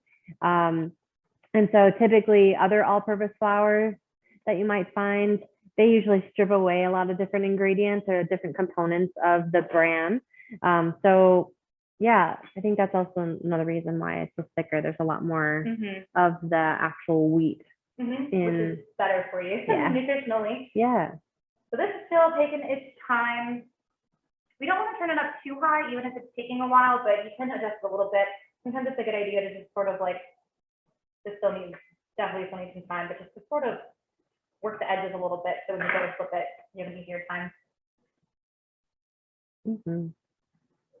It can get a little tricky with the butter, but pretty much I just add a little bit every time, and I just keep an eye on the temperature. So this is also the first one, so it's going to take a little bit more time. But what you can do as you go, you can sort of just peek under there and make sure it's not too dark, and just keep going. Jacob says, my grits timer went off. When do we add the cheese and such to the grits? Okay, so we'll just let those sit for another minute or two while we kind of get a handle on our pancakes. Then we can add the cheese, stir it all up, and then we'll just keep it on low, just so it stays hot while everything kind of comes together. So you just Thank you for whisk, asking. yeah, you just whisk in the grated cheese until it starts to It should melt melt pretty fast. into, Yeah. So and this then is- that's it. This is the part that I said was sort of like Thanksgiving dinner. So there's going to be a couple different things. So if there's more than one of you, definitely kind of delegate, figure out who wants to do what, because we are going to have to strain the syrup as well, which just takes a second. And honestly, we can just do that right before the pancakes are served. But we're waiting on these pancakes, but everything else is just about done too. So we're almost there. So this is starting to bubble up. And again, I'm sorry, it's difficult with, 30 different kitchens. Everyone's are going to take a little bit different amount of time. Mostly we just want to make sure they're cooked, and that when we try to flip it, it's solid enough that it's not going to just everywhere. But if it does, you just try it again. Lori says, the grits recipe directions mention adding butter when adding the cheese. How much butter? Oh, that was another mistake on my end. I'm so sorry. This one got changed a couple of times. If you have extra butter, the butter that we provided for you in the kit, I would use all for the pancakes. The grits, we decided to add the cheese and the milk. So it doesn't really need butter, but if you have some in your fridge, I would go ahead and if you wanted to, you can add about 2 to 4 tablespoons, but it doesn't need it. I am so sorry about that. I can send the correct recipe to everybody after the class. I'm so sorry about that. Well, the cheese will have oil, when Yeah. it's melting in. It's So plenty. You don't necessarily need butter and cheese and milk. If you're just doing water to cook the grits, butter's a really good idea at the end. I think I just decided to omit that because we wanted to use the cheese. So I'm so sorry about that. oh no, good. This is my first pancake, and I think it looks pretty Yeah, lovely. So resist the urge. I always want to do this just to like smash it down. Don't do it. We want these to be fluffy. real fluffy. So that looks pretty good. Lori says everything is better with butter. Absolutely. So if you have some extra, we're probably going to use most of the butter but maybe not. Or we can maybe get through all the pancakes, and if there's any, you can just kind of throw it in. Yeah, So that's I'm gonna beautiful. just transfer this over here. We had some pancakes this morning, so I'm not going to worry about keeping them too hot, but already eaten some. So that's the first one. So what I would recommend, if you're doing really little ones, do 2 in advance. But I've been doing this for a couple hours now, and I've gotten the best results to do one kind of bigger one in the middle. So I'm going to add about a half pat of butter. It's going to heat up really fast. Make sure it's going to get very evenly throughout. And then I'm gonna use my 3rd cup soup again. I decided I just want to do one at a time. I'm gonna make it like overflowing. If you have a bigger pan or you want smaller pancakes, definitely go ahead and do that. It's just for our purposes in this kitchen with this oven or this stove, it works better just to keep it right in the middle, and then it becomes this nice fluffy thing and it's round. Sometimes if you put too many in the pan together, they kind of smush together. Yeah. They look a little weird. This still tastes good. Or flipping, you end up flipping on another. Oh, on top of one? Yeah, that's what happens sometimes to me. I have a griddle at home, like electric griddle that you can just plug in, and it's really nice. If you're doing like a big breakfast dinner all together, you want to be able to eat the pancakes with everybody. So sometimes it's nice to use a griddle. But I'm gonna go ahead and add the cheese to the grits. That way it's in there and they can kind of just hang out for a couple minutes while we keep going on our pancakes. So they're pretty thick. That's kind of what we want. That's a weird texture. I think the worker who's hanging with us right now doesn't like grits because she doesn't like the texture, but they're a little weird. So I'm gonna add all the cheese. And it's going to be weird. Usually don't whisk things once they get this thick. I'm going to maybe turn it up just a little bit so it really all mixes in, but it should melt pretty quickly. And if the whisk is giving you trouble, a spoon is fine here. Really whisking in the beginning is what's really important to get those, make sure there's no clumps.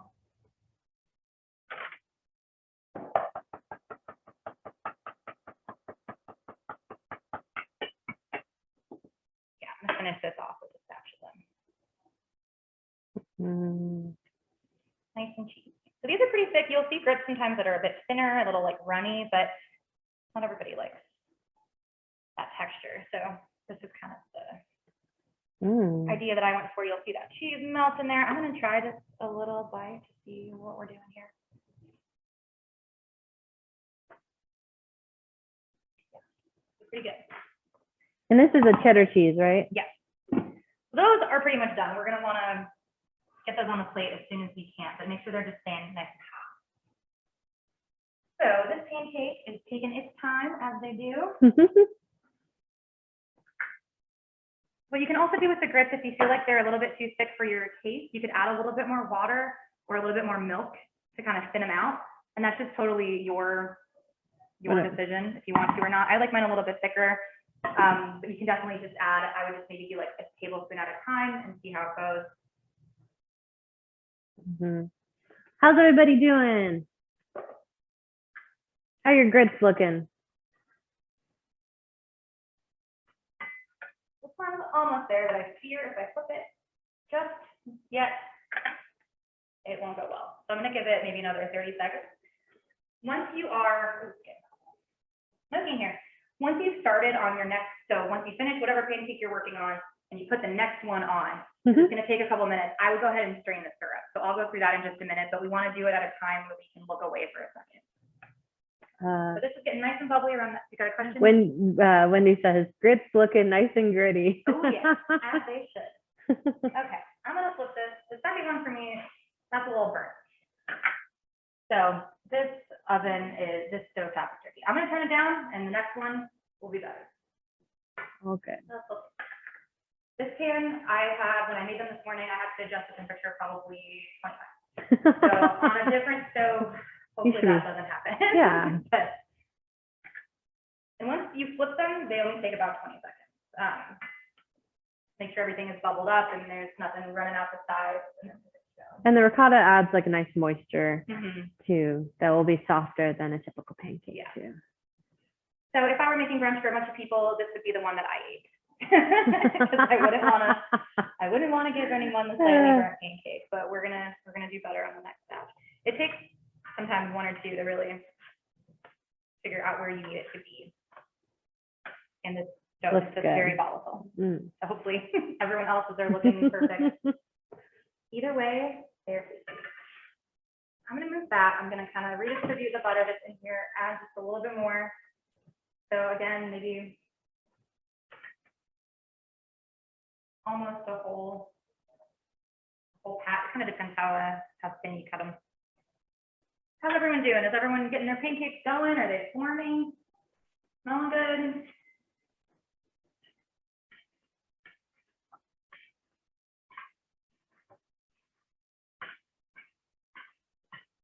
See, good collaboration. Sid, you doing good? And Catherine? Okay,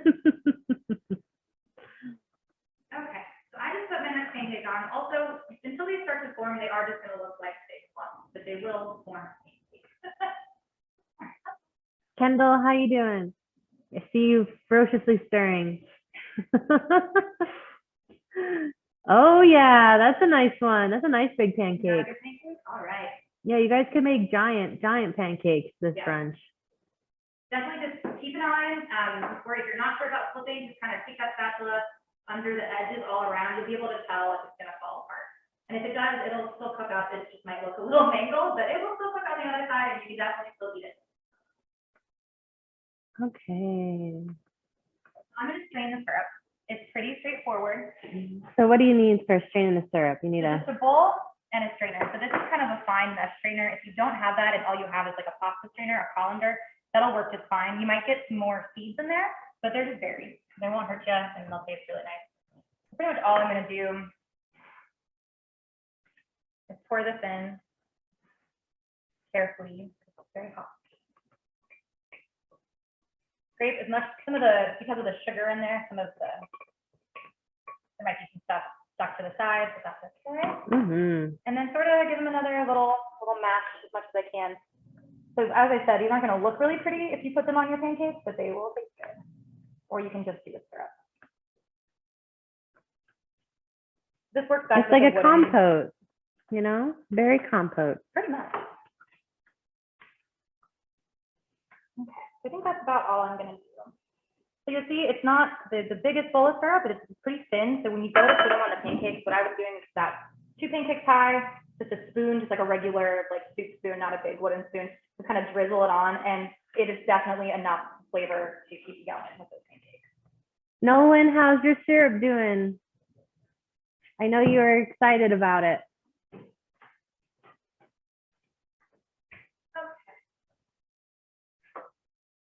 Might not be a bad idea if you're in between and have a second to go ahead and check on those sweet potatoes.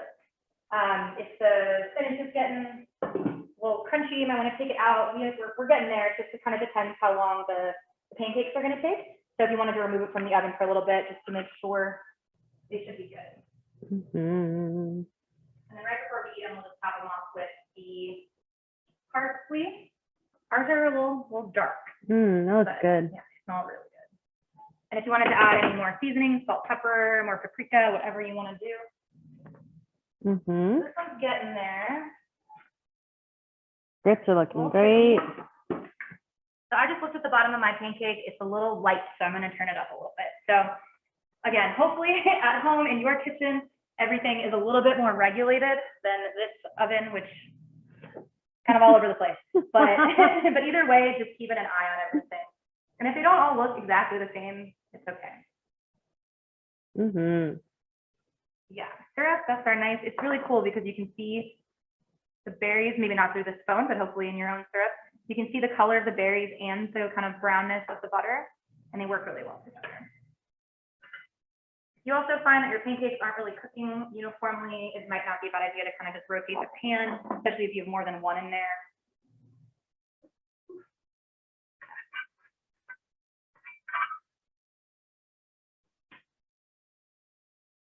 You're almost there. This will make about, for this size pancake, probably make about 10 or 11. It sort of depends on the size. They are filling. And then with the sweet potatoes and the grits, you probably don't need, 6 like you might order. Oh, a little burnt too. Giving me a hard time. Okay. If you're having trouble like I am, hopefully you're more familiar with your stove than I am with the one that I'm using. It's just getting a little tricky. Then really what you want to do is just keep it a little bit lower than you might think and just give it more time. My first one was so perfect. Look at it. I put some butter on that and I think it was good. Yeah. I'm going to try it a little lightly this time. I'm going to move all that butter around, add a little bit more. How are your sweet potatoes turning out? Did everybody take it out of the oven yet? Or add the spinach?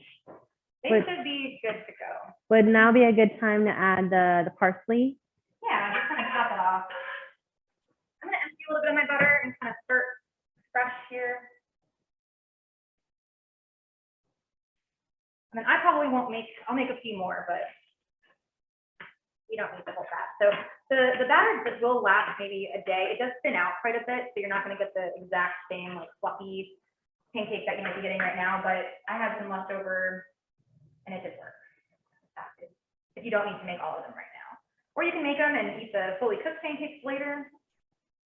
I just pop them back in the oven. So yeah, I'll go ahead and add the parsley. Just as a nice little garnish, get more greens in there. It looks so pretty. And then that will be good for just another couple minutes. How are everyone's pancakes? Are they pretty? Is anyone struggling a bit like me? Let's see. I see plates. Wendy's got a plate out. Ooh. Spencer and Lisa, how you guys doing? Babette, Ryan, Barb's already eating. Way to go, Barb. Also, if you think you just want a couple pancakes now, you can just kind of remove the pan from the heat, and if you want more. Totally. Mary and Victoria, how you guys doing? Checking on my grits, they still look like they're doing all right. If you do have extra butter, from either what we gave you or what you have at home, you can add more of that. You can, like I said, add a little bit of water and milk and cook it a little bit longer if you want to thin it out. I've had grits that are really kind of runny. Those are delicious too. And these are definitely a little bit firmer, but I like them like that. Okay, this one's looking good. I'm not gonna Lisa says, great, we are eating already. Thank you. Yay, Wendy thank says, you. we are good, just pancaking away. Yeah. Kayla Moore says, everything is great. Added some buttermilk to the grits and chef's Ooh. kiss. Yes. Way to go. Okay, so I got it back with this pancake. I was gonna Yes, look at this. Look That's at a this good one. beauty. So if you falter a little bit in the middle, it's okay. And there's always usually somebody in the bunch that doesn't mind a slightly burnt pancake. Barb says, going to say goodbye and join the fam. Thank you so Bye, much thank you for so much for joining. attending. We can plate some things up so you guys can Yeah. enjoy your pancakes. Thank you, Barb. So Well, what I'm guys, gonna do with mine is to get and eat as much as you want, depending on how many people you have. 2 pancakes up top. I need a spoon. A little bit of syrup goes a long way in this case, trust me. It's pretty sweet and very thin. So just kind of like a drizzle on top. oh man, Maybe you that's should a good. little bit. We've got our grits over here. Nice and Ooh, cheesy. very cheesy. Ooh. Oh yeah. And I'm going to put a little bit of pepper on top. I just love pepper. This isn't necessary, but that's probably okay. No. Give the sweet potatoes a stir.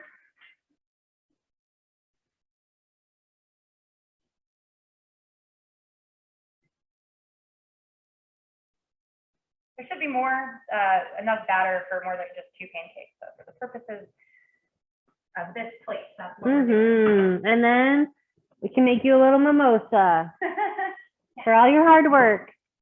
I'm gonna make just a few more pancakes, I think. How is everyone doing? Is anyone having any issues? You stop when you're making so many pancakes to keep everything uniform. The pan just keeps getting hotter, but you want the same result. Yeah. It's tricky.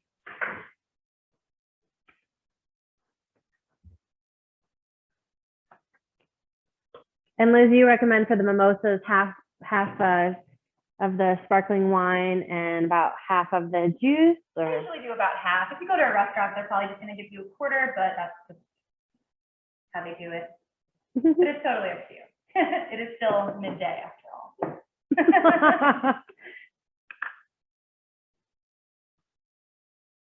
Yeah, so hopefully everything's coming together. Let me see. Looks like lots of people signed off already. Really, you just keep going until our pancakes are done and it's time to eat. And so we're going to be having a bunch of other cooking classes starting in January. We're going to be going to doing almost 2 cooking classes. We're still determining our January cooking class, but we will be having an elderberry syrup and almost like a cough syrup and fire cider making class. So it's great for immunity, and it's using old traditional herbal recipes, and that's taught by Joan Jock, who has been attending a bunch of classes. We're also possibly we'll have an Indian cooking class in January. We're also scheduling something with one of our amazing Ethiopian teachers, Tesfai, and he's going to be doing a class probably in March. But yeah, we'll be happy to share the different cooking classes that we're going to be scheduling for the new year. So we'll keep you posted. But yeah, thank you all so much for joining. I hope you had a really nice time and you're ending with a really good brunch. Nyan says, thanks for guiding us. Everything looks great. I especially liked hearing about the various local farms and produce. Thank you so much, Nyan. And Babette says, thanks.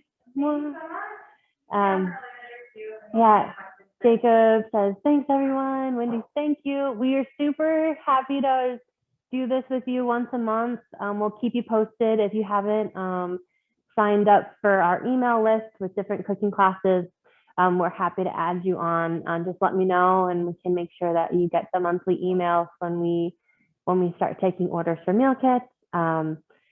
Yeah, and if there's any other cultural cuisines, I'm going to be reaching out to a few of you who were interested in potentially teaching down the line in the new year. We're always looking to show off new cultural cuisines, ones we haven't covered. So please let me know if you're ever interested. Sid says, this is my first time, but such a success. I'm so glad, Sid.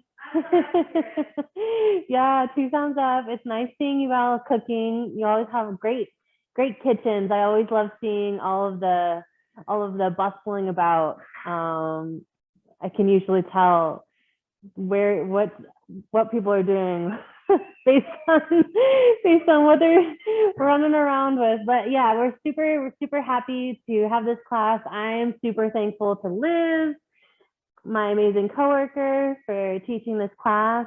And Liz is also going to be potentially doing another class in the new year, potentially on cocktails. So we'll keep you posted on that. But yeah, any last questions before we let you go and have your brunch? Well, thanks so much, everybody. I hope everything turns out. This goes to show sometimes I learn mine a little bit, but it can be really tricky. But now they're coming together once you're in the club. So I hope all the food was delicious and everyone learned something and have a great breakfast. Yeah. Okay, we'll see you soon. Take care. Bye. Thanks so much.